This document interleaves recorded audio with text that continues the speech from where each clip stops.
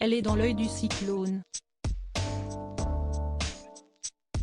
Le 8 novembre dernier, Agnès Pannier-Runacher était au cœur de la polémique. La raison ?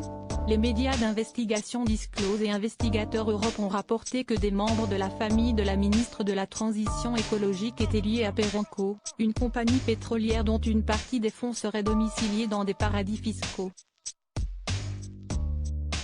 Un conflit d'intérêts monumental qui a fait jaser et qui a remis en question la crédibilité de la femme politique de 48 ans. Mais ce n'est pas tout. À en croire les révélations de l'Obs, ce jeudi 8 décembre, l'ancienne ministre déléguée chargée de l'industrie ne fait toujours pas l'unanimité chez certains de ses pairs.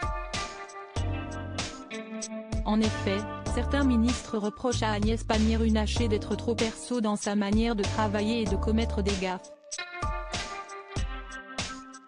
Pire encore, la ministre de la Transition écologique serait même déconnectée de la réalité. Malgré tout, la femme politique peut compter sur le soutien de l'entourage d'Emmanuel Macron. Mais pourquoi voulait encore parler de ça ? A lâché une source proche du président, qui était interrogée sur la polémique concernant l'affaire Perenco. Elle n'a rien fait d'illégal. Pour nous, le sujet est clos. Si vous voulez débattre de sujets moraux, libre à vous, avait poursuivi la source, relayée par l'Obs.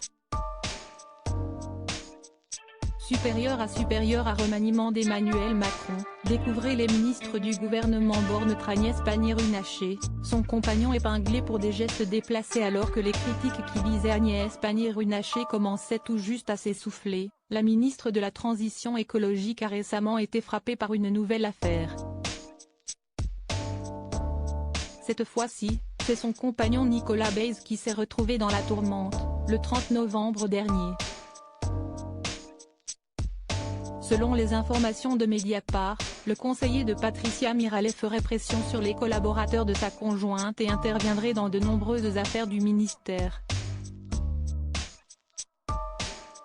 Le site d'investigation a même avancé que l'intéressé aurait eu des comportements déplacés, tels que des remarques lourdes, ambiguës, déplacées et répétées ou encore des mains aux fesses à l'égard d'ex-collaborateurs stagiaires de l'Assemblée nationale, il y a quelques années.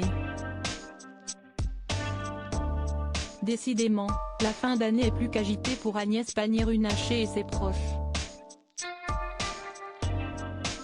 Article écrit en collaboration avec 6 médias.